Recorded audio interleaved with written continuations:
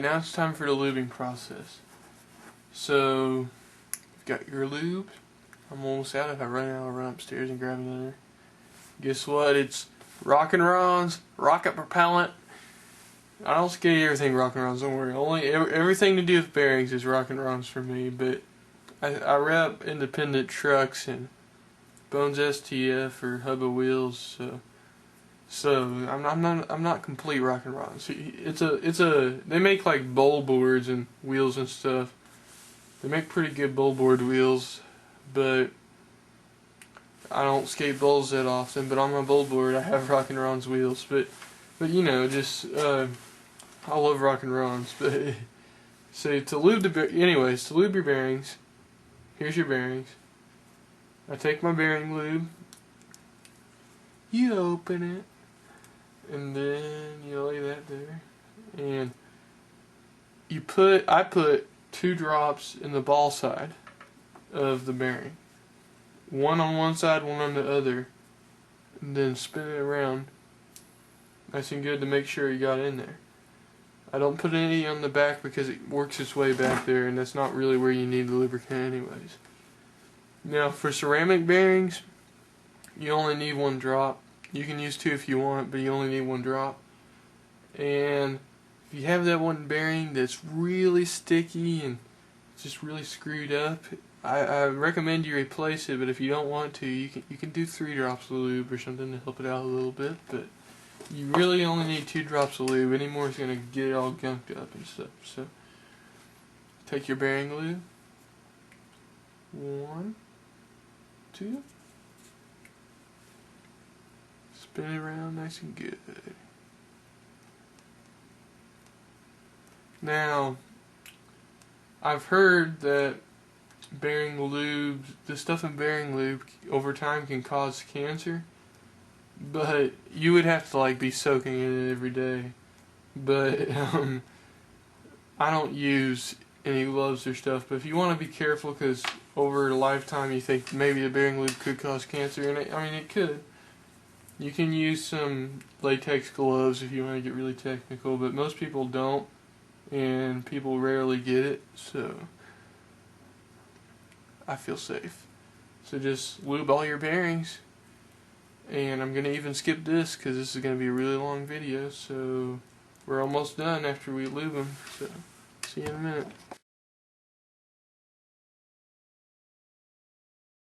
Now that we've lubed our bearings, it's time to put the shields back on. Some people don't lube their bearings, but I think it's a good idea because they believe that your bearings stay faster for a longer period of time because the oil attracts dirt and stuff, and it does, and they're right. But if you clean them, they stay faster for a longer period of time, and the lube's great for a bearing, and it makes it faster too. So if you just lube your bearings every time and clean them as often as you need to, then you get optimal results and you don't have to ride your bearings with no lube. So I mean, do what you want, but I lube my bearings. So your bearings are nice and lubed and all fresh. So this is really easy. Take the shield, take the bearing, snap the shield on the bearing, and you just kind of like push it on there. All you have to do, the shield's on there. So the bearing has a shield on there now. Just snap them all on the bearings. I do all the ball sides first, and then I come back and get the back sides because I'm going to be missing a few shields because they were bent. So, and I mean, any bearing company, if you put it through harsh riding and stuff, they're going to get bent shields. So snap all your shields on, and then we have the last step. I'm not going to break this up because this won't take much time. Your last step is to put your bearings back in your wheels. Something fell. To put your bearings back in your wheels and put your wheels back on your board. So, I mean, it's not hard at all. But if you don't know how to do that, then research it on the internet. So once you have your wheels back on your board, you're done. You have nice clean bearings now. And next time your friend can't get enough speed to do that trick in that weird spot, you've got all the speed you want. The next time you decide to bomb a hill with a bunch of people, you'll be in front of the pack. Or next time you're skating that Euro gap, you're going to be higher up in the air because you got more speed. So you're set. 2 bearings without back shields, but that's okay. So you've got those back on your wheels, back on your board, and you just cleaned your bearings successfully. So you know what it is. You've got it. So go skate, have fun. I do this once a week, just like, or whenever they feel dirty, but which is usually about once a week for me. So just do your thing, man. I'll see you guys later.